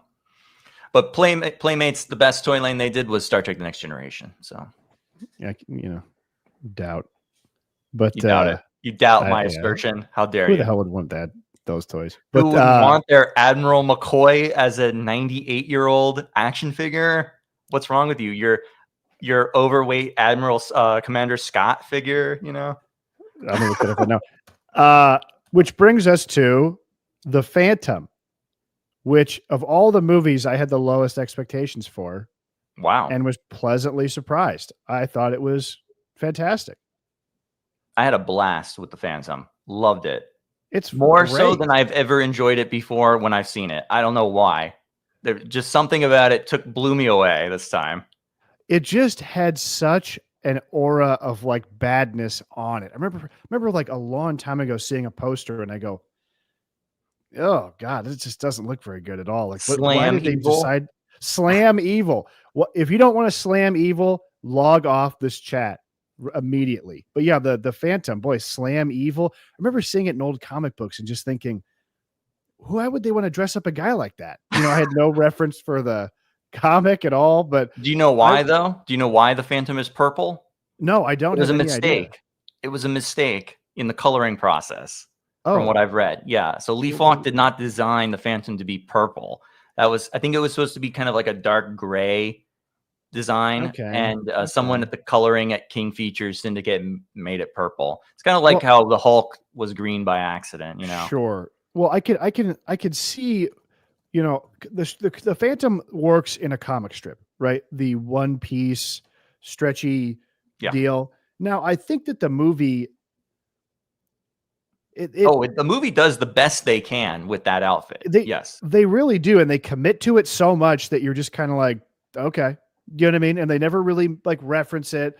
I mean, people looking badass in a Marvel movie, and they're like, "Nice costume, idiot," right? As like a quip. They never do that once in Phantom. No, right? Thank God. Yeah, he just does his thing, and the movie's a lot of fun, and I was really pleasantly surprised. Go, please. I really enjoyed this one. For a lot of the things that you just said, in that it is so earnest and it is so true to what it wants to be, in that it is a celebration of the comic strip character and everything that is great about it. They don't pull they're not taking any cheap shots. They're not making fun of it. They're going with it full throttle. So there's that I really, really appreciated.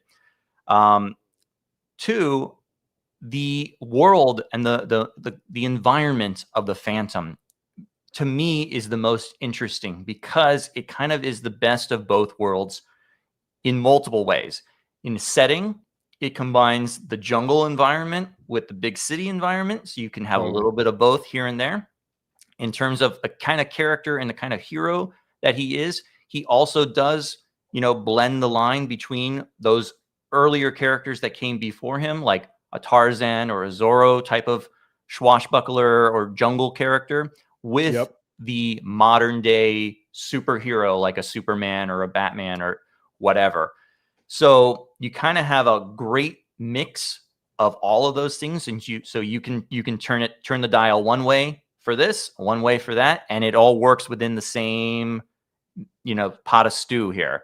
So that I really like. I also thought, I don't think the romance with Christy Swanson's Diana is that strong, but I did like the sort of triangle, the pseudo triangle they do create with Catherine Zeta-Jones. That makes the relationship that is going to occur between the Phantom and Diana to be more powerful and more meaningful, because the Phantom you do see as a character who might be more tempted and more open to going with the bad girl.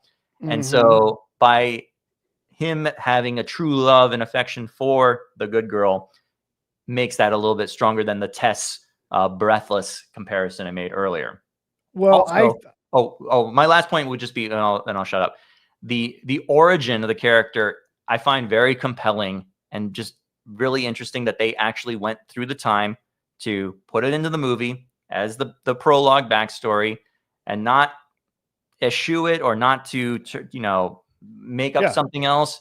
And it's a devotion to your heritage, your lineage, that you have a family obligation to carry on this tradition and do this. And he doesn't need to do it. He has no stakes for staying in Africa and to, serve the people of, I believe is Bengala, right? To serve as the Phantom, but he feels obligated to do so. And I love the stuff where he's talking to the ghost of his father, who's played by Patrick McGowan in the movie. So yeah, that's I'll stop there for now. No, I thought this movie was effortlessly fun. I didn't really know where it was going necessarily until Catherine Zeta-Jones and her pirate crew take over the plane. And then I was like, okay, I get it. Right. And then the scene where the Phantom comes in and I wouldn't want to say he's cracking jokes, right? Because it's not like this in your face quippiness, but he's very sly. Yeah. And you know what I mean? He is extremely subtle. The subtle irony that Billy Zane imbues the character with is the perfect tone for how you 100%. Should approach this. 100%. He's very much like a true hero, but I wouldn't say tongue in cheek in the term of Alec Baldwin, where he's almost winking at the camera, but he really brings the movie together. I wouldn't say he's like a super strong character, but we have Treat Williams here playing the villain, who I thought he was just fantastic. Exquisite. Treat Williams, he's phenomenal, completely underrated actor. I recommend the movie Smooth Talk to anyone I talk to. Please watch it. Treat Williams is unbelievable in it. It's a fantastic film with Laura Dern. No, this was just so much fun. And I was really, it made a lot of sense. It clicked when I read that Jeffrey Boehm, the guy who wrote Last Crusade, coincidentally my favorite Indiana Jones movie, wrote this as well. And he also wrote Inner Space for Joe Dante. We know Joe Dante was initially attached to direct this movie. Inner Space is also a film I just watched recently. Completely great as well. But it just moves at such a great clip. We have so many fun sequences at the art museum where we have a heist. We have a fantastic stunt where the Phantom and his leading lady jump off of a pontoon boat onto a horse, and then the plane crashes into a mountain. We have a truck going over a bridge a la Temple of Doom and Sorcerer, and it flips completely upside down, and Phantom is hanging off of it. It's just fantastic stuff. They really didn't pull a single punch. The director, Windsor, journeyman director, does a tremendous job. The movie moves at a constant clip, and it's never dull. It's always fun. I couldn't help but love it. Oh yeah. The feel of this movie feels like we are accurately trying to recreate a true 1930s serial movie adventure. Okay. Just like Raiders of the Lost Ark did. This is what we are trying to replicate here, and we are succeeding much more so than the other films have. So yeah, Billy Zane, he's great in the movie. Very coy, very subtle. I loved his performance here as the 21st Phantom. What else? So Treat Williams, that was the other part that I was going to comment on. That is what I'm talking about as a true maniacal, scenery-chewing villain who is diabolical, has no remorse, but has some flair, has some style to him, and is not above just, you're out, you want to quit? Okay, well, have a nice day, and then throw a spear and impale them on the door. And anyone else? Let's go. And James Remar is great too. And this movie, it really toes a really fine line between being a sort of parody, but also being really true to like the spirit of reading these stories, but also acknowledging somewhat that the audiences are more sophisticated. There's a great moment where Treat Williams is discovering the true power of all three combined fucking skulls or whatever. Yeah. And he accidentally obliterates James Remar. It's like degrades him. Yeah. And he's like, oops. Oh yeah. It's like really funny. Yeah. I don't know. By the end of it though, The Phantom costume had turned me off for the longest time, and I thought to myself, who would ever decide that they wanted to dress up like this? You But got to at roll the with end, you it. don't care. You got to roll with it. You have to be willing to suspend your disbelief. And if that's for the costume, it's for the costume. I mean, what else can you do? But if you want to recreate the thrill and fun of watching Indiana Jones, don't watch National Treasure or something. It's No. all here, right? It is here in the truest form, because again, we're going to where the heart of the action is. We're going to the jungle. We're going to the African jungle. And then I love the New York City scenes as well, are phenomenal in this movie, especially what we talked about in Dick Tracy, especially the scenery and the backgrounds and all that.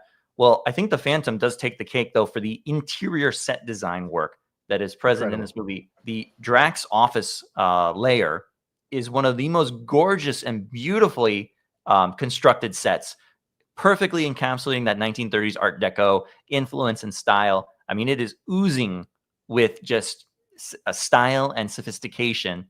And also, that's where he has the great moment where he also kills the scientist by, can you look into the microscope and tell me what you see? And you're like, you're setting it up so badly too that you're kind of like, oh brother, you know, he's gonna stab him in the eye. It just pulls it off so well. To give the Shadow credit, I thought it also had a lot of great Art Deco scenery. I think that Lamont So did the Cranston's Rocketeer home- for its money, Yep. for its credit, but this was above and beyond. And then add in the jungle scenery too, especially the Phantom's cave and lair, where then he goes into the catacombs and sees the crypts of the previous Phantoms who have fallen before him. And also there's the whole arc about him with James Remar's character, who is bragging the entire time that he's killed the Phantom before, and they can't understand why he's still around, despite no one can figure out that they're a lineage of people and it passes from father to son. So the whole idea of the Phantom now realizing that this is the guy that killed his father and has his father's belt, is carrying it like a trophy and having to get it back. That also is a very satisfying, conclusion to the movie. I was going to say too, there's I think one of the biggest appeals of these turn of the century jungle adventure, world traveling Indiana Jones, or even just reading the old novels of, King Solomon's Mines, who wrote that, I'm talking H. Rider Haggard, is just that idea that back in the day, it used to be possible to travel, right, via plane, but then you didn't have a phone. No one was going to screw with you. You were really somewhere different. Yeah. And the aesthetics of writing in a journal or the library of books in the Skull Cave, like this kind of stuff, you can't have that anymore, right? No. The true exploration is like gone. It's over with. But here, for this fleeting moment in time, we had an opportunity to dress really awesome and go on an adventure, right? Have beautiful leather-bound books, beautiful brass spy glasses and pocket watches. And, it was just a fantastic time. And it's no wonder filmmakers want to recreate this feeling, and why people didn't come has a lot to do with, I think they go, why would I want to watch a guy jump around in a purple costume? It looks utterly ridiculous.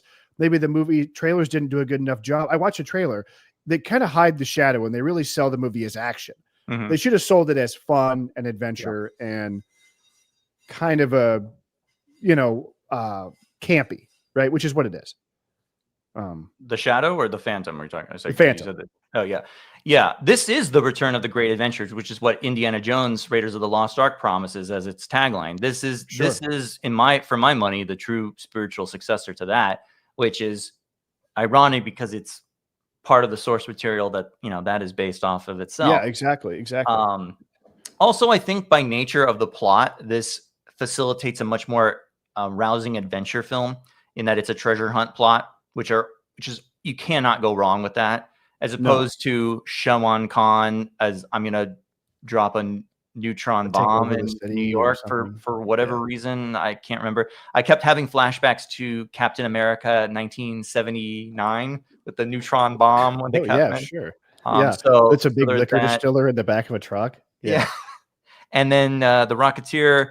The Rocketeer was just like, okay, German Nazi infiltration, blah, blah, which is fine, but whatever. Dick Tracy has probably the second best plot device for my money, which is just like gangland war. The boss is trying to amass power, so that works really well for my opinion. And then this is like treasure hunt is always, you can't go wrong. Well, I liked about Dick Tracy too is that there's also the secondary plot, or the third tier plot of Madonna as, you know, the bad who's influence. trying to at one time ensnare Dick Tracy and also kill Big Boy and become the crime boss. And then so she sets certain things in motion that you know, are fun. But no, this Phantom movie, man, I had a blast with it. I thought it was just a lot of fun. I thought that Billy Zane, you know, here's another guy who had a strong start, but has since sort of retreated from fame, and I think it's maybe a little bit of a butt of jokes, right? I mean, when I look on Wikipedia and I see that you have credits in movies, comedy films as playing yourself, you know, it's a little bit of a hint that, yeah, exactly. Yeah. Hit rock bottom. Also, if you haven't read any of the Phantom comics, I would recommend them. There's a lot of good ones out there. The Gold Key run is pretty good. That looks dope. Find those, you can track those down. These beautifully painted covers here. Oh, this one's really fun. It's with the Jungle Patrol that the Phantom is in charge of. There's also ones that King Comics put out themselves, because this was, you know, published by King Feature Syndicate. This is the Girl Phantom. Here's one where he's pulling the he's like enslaved at one point and has to, you know, work like an ox. So there's a lot of really good stuff, and you can see as they go throughout the years, you know, there's different ones. Here's one where he's wrapped up in the American flag there. So a lot of good stuff. Yeah. No, I was intrigued. I want to read more Phantom material because, like you said, yeah, it's like perfect. It's a perfect synthesis of jungle action. And the novels that I posted a picture on X of when I was reading one of the novelizations for the Phantom that Lee Falk wrote, or they took his story and they wrote a novel around it. They're really good. They're really engaging and they're really fun. They're really easy reads. So there's a paperback series of the Phantom novels, which I would recommend. The only really extra studying I did for this was listening to probably 6 Shadow radio shows, and they're all really good. They're all really good. They're good, but as we discussed on our own, listening to those radio shows is kind of like an out-of-body experience, especially if you're. I'm kind of used to it, and because I listen to a lot of them. But like, if you stop paying attention for 1 iota, 1 microsecond, you're like, what? What just happened? It's over. Yeah, you're right. That happened to one of them. Then all of a sudden the villain was dead, and I had to go back and figure out what the Shadow did to trick this, you know. And they come up with the most contrived explanations to wrap things up in a matter of 10 seconds. When you're like, shouldn't this have taken like another half an hour? So they're fun though. They're great. I mean, you have to be doing something. Like I was just doing like chores.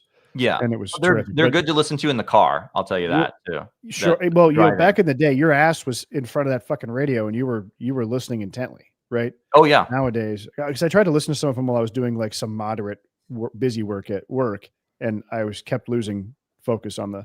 Yeah, no. You can't listen to if you're trying to do something. You know, you're focusing on something. Oh, can we? Unlike this show. This show you could listen to and you know. Just drown it out and just give us the watch time, you know. Just sounds, just noise. Yeah, exactly. Can we play the Siskel and Ebert review of the Phantom and react to that? Because I think there's a lot of good points that they both make there. And I read Ebert's review today, and he kills it in his review. He's got it exactly right. Ebert's the man. You better have a look.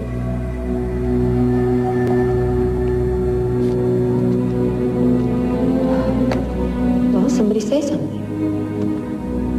You're mixed up with the same brotherhood, Diane. That's Billy Zane playing the title role in The Phantom, the new movie based on the popular comic strip that apparently has been going strong for 60 years. But on screen, the sight of a guy wearing a purple bodysuit in the middle of a jungle, or even on the outskirts of the jungle, does stretch credibility. And credibility isn't helped by Billy Zane's performance and manner. Hold that car. Oh, yeah. Take my money, but don't hurt me. Al, take it easy. I'm a friend of Kid Walker's. I need your help. No. Hey! Hey, you! Come back here!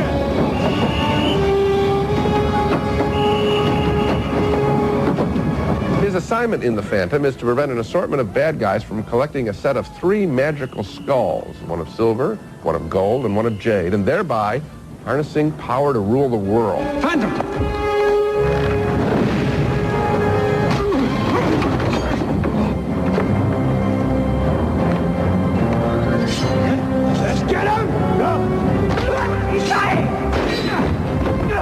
And here's another power-hungry bad guy, a guy named Drax, played very well by Treat Williams. In fact, the villains in The Phantom are far more enjoyable than the Phantom himself. Show me the power!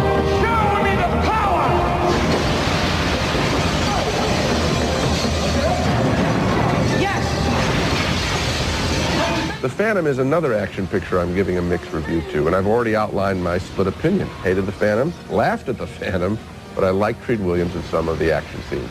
The direction of my thumb is down because of the bottom line. I'm not interested in seeing the further adventures of the Phantom. Oh, Gene, I really love this movie, and I like the way the Phantom looks. The Phantom was created in 1936. He is the first of the comic book superheroes. Right. And I think it was very brave of them to keep the look of that 1930 strip instead of trying to modernize like they did with Batman. I mean, Batman's uniform, it looks like he's living inside a tire.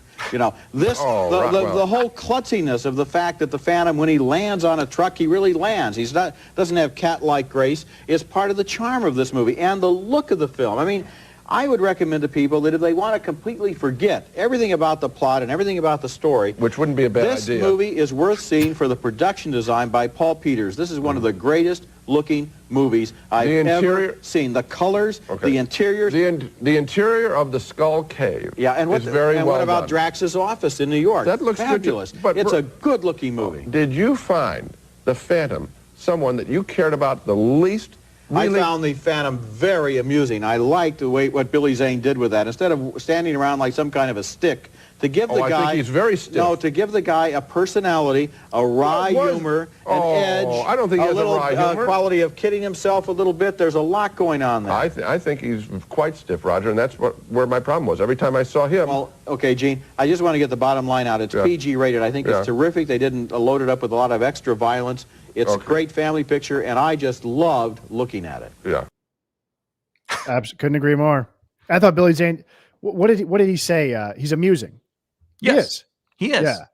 There's a real charm to his portrayal of the character. This is a character that you want to like, that you're rooting for at the end of the day. So yeah, you're like, oh, you know, the Phantom. What a cool guy. Yeah, he's just, you like him. He's cool. Yeah, you know, he wears a purple suit. You know, it's you would feel comfortable if this was the guy that was coming in to save the day, and you know he disarmed the situation to make you feel more comfortable that, you know, everything's going to be okay. It's believable. Dick Tracy will, you know, control the situation by, you know, his competency and his authority as a officer of the law. If the Rocketeer, you'd probably be, you know, like, oh God, this guy's going to blow up everything. And the Shadow, you'd be like, is this guy going to kill us all? Yeah, exactly. No, I thought that I'm actually more excited to recommend it.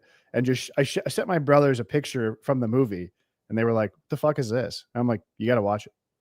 Like, yeah, and they captured all of the supporting kind of companions that the Phantom has, which is his horse and beautiful dog. white stallion, the wolf companion. I mean, so cool. Yeah, it's great. So cool. I loved it more than I have on previous viewings, and it got me rereading a lot of Phantom stuff, and I'm like, you know, all in on the Phantom now. So, you know what, though? I think that if we can agree on one thing about all these films, or if I could summarize them in one way, it's beautiful women, handsome men, high adventure, excitement, style, grace, fashion, passion, action.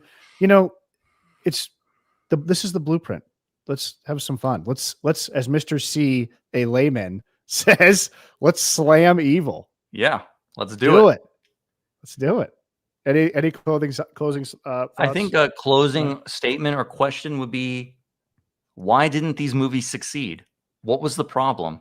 And why did they keep making them after they kept failing? You know, Dick Tracy fails, Rocketeer fails, Shadow, and then you gotta give it the old college try there. You know, you gotta keep going. And they gave it this rather short lifespan for these films. We're talking about 1990 to 96, 4 movies. You know, there is overlap, and you can say that that's part of it too, is overlap with the emerging superhero comic book genre that was, you know, coming into its own at that time. You look at the 90s as a decade for that.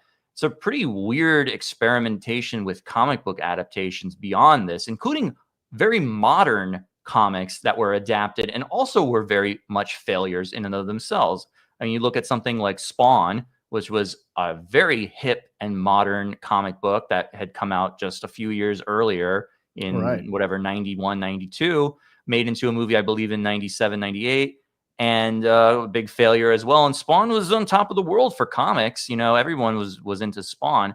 You know, even Mighty Morphin Power Rangers, which was a colossal powerhouse on TV, that movie was not successful. The Mask was hugely successful, but that's because Jim Carrey led that Turtles was a movie. hit. Men in Black, people don't remember that's a comic book adaptation, but again, Will Smith. So it just depends. You have to have some kind of other hook, but beyond the comic book adaptation at that time. And I don't think having Alec Baldwin or Billy Zane or whatever was enough for these movies to overcome the obstacle. People were also thinking still these were silly comic book movies and it's for kids, or it's for, now it's like you have adults that are, like including us, but we've kind of grown numb to some of the current Marvel and DC adaptations, but you have people taking this like very deathly seriously. Yeah. I think you're right.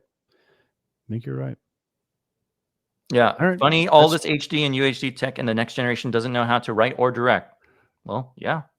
Comes down Wait to till you get a load of me in my movie.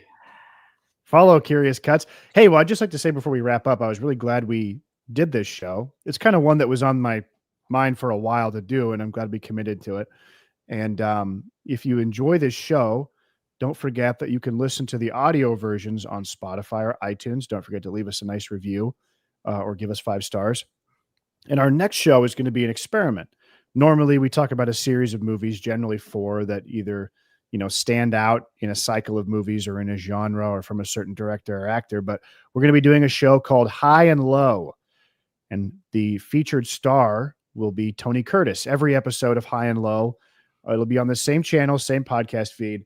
It'll feature a star or director, and we'll talk about one really magnificent film in their catalog and one that is very, very bad, or thought of as being bad.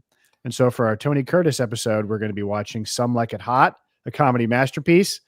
And then for the Low, we will be discussing William Girdler, director of Grizzlies, The Manitou with Tony Curtis. So tune in for that. And then we have a good show. I think we have a pretty good one lined up for our next 4 movie show. And Yes. Curious Cat says The Vikings. I'm thinking you're referring to The Vikings with Kirk Douglas, which is awesome. So I don't, but anyway, I'm very excited to watch The Manitou again because it hasn't been soon enough. It's been 2 years. Hasn't it been 2 years since we both last Probably watched been, Manitou? yeah. I got the Blu-ray. I have the I got Blu-ray notes in too. my I'm so house. glad I invested in it at the time. And it was $30. I'm surprised it's not out of print by now. Is it a Shout Factory? It is, yeah. I think I got it on a secondary market, so it's probably going to shoot up to 70 here soon. Speaking of Shout Factory, you have the Phantom Blu-ray from Shout Factory, correct? No, I'm going to buy it. I'm going to buy it. Which one did you get? I Paramount rented one? it on Amazon. I rented it. Oh, I got okay. the Shadow. Yeah.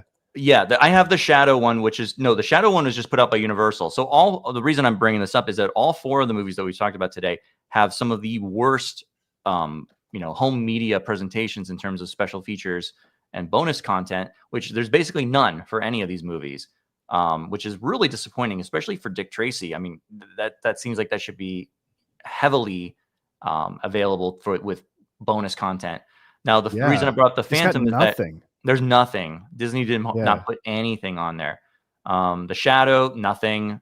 No commentary tracks, nothing. The Phantom. That's why I was curious to see the Shout Factory Phantom disc, which is out of print, compared to the Paramount one, which is bare bones. So just disappointing because you can learn a lot by listening to the audio commentary track. I know, and I wish that they had a. I bought the special edition of the Shadow, and it's like a still gallery and like a 20-minute interview with some of the cast members and stuff, which was okay, but it wasn't worth they made for like $10. HBO or entertainment. Yeah, probably. Yeah, it wasn't worth the extra $10. But I really wish the Phantom had a nice. What does have a good looking Blu-ray I see on Amazon is the disgusting freak sci-fi Phantom update. Hip, cool Kevlar vest bullshit Phantom makes me want to throw up. Looks disgusting. Yeah. That must have lasted like 12 episodes, 13 episodes. Oh my God. Why even do it? Well, they also made an abominable Flash Gordon show on Sci-Fi around that same time where they were going back and forth between Mongo and Earth, which was like heresy. Oh yeah. And he's just got like a jacket on and then there's just some he's just like normal. Looks Yeah, I terrible. think the days of the sci-fi original series, is that over? I mean, are they still able to even afford to make those? It's got to be. But wasn't Stargate Basic cable TV shows like that? wasn't Stargate their big hit? Wasn't that the one that was such a Yeah. big? Yeah. Yeah. I believe Stargate SG, I mean, I could be wrong. Stargate SG-1, was that syndicated, I think, at first run syndication, and then Sci-Fi made the sequel shows like Atlantis and Oh, it ran for 10 years. yeah. Because I've never seen SG-1's pretty old, like I think from the early or from the mid 90s. 97 to 2007 it ran. I never saw it. I never saw the Stargate movie either. I don't know if it's any good or not. It's one of those intimidating shows to get into because there's so much now, and it's like to have to start at square one. It's like ugh. It's like Doctor Who as well. I wouldn't. It's never I gonna can't happen even. for I me. can't even fathom. It's like, and you don't even. You're not even really into Star Trek, so that's another one for you. That's like probably super intimidating to get into. Like I like Next the Gen, original series. And I like the movies. DS9, Voyager, all that. I can't do it. See, that would be a good show. Talk about some of the movie episodes. Like the two-parter episodes. I really want to do a Star Trek movies show, split Okay. into 2 parts, 3 movies a show. I would love to do that. Okay. I'm I would be down to do at least a show with like 2, 3, and 4, the trilogy there. And Yeah, absolutely. Skip 1 because one's been. We could do one another time, but one's been done to death. And I know it has, but like, here's the thing about our show is that I'm assuming people tune in because they like us. They want to hear what you have to say, right? I hope so. I think that's right. Chat, would you agree? I mean, we could review fucking the Phantom Menace. I think people would still tune in. You know what I mean? But actually, I'm going to say, I'll give people a little hint. Our next big show after our Tony Curtis show is, I think we're going to do Roger Corman's Star Students. So we'll talk about Dementia 13, Coppola's movie, Piranha, Joe Dante's movies. So just a lot of people who are alumnus of Roger Corman Studios. Boxcar Bertha, Scorsese. Yeah. So that should be kind of fun, actually. And I have a brand new book of Roger Corman interviews I think I'm going to read. And kind of, I've always kind of wanted to get into him. Our first episode, we talked about targets. But this should be fun too. So, all right. Yeah. Take a break from modern movies for a while. That was, it's not very rewarding at a certain extent. No, we were doing that for a while and whatever. But all right. Well, thanks to everyone who tuned in. Appreciate it. Hope you had fun. Go watch The Phantom. Yes. Phantom and Dick Tracy. Highly recommend both of those. Absolutely. For sure. Thanks, Ryan. Thanks, George. See you next time.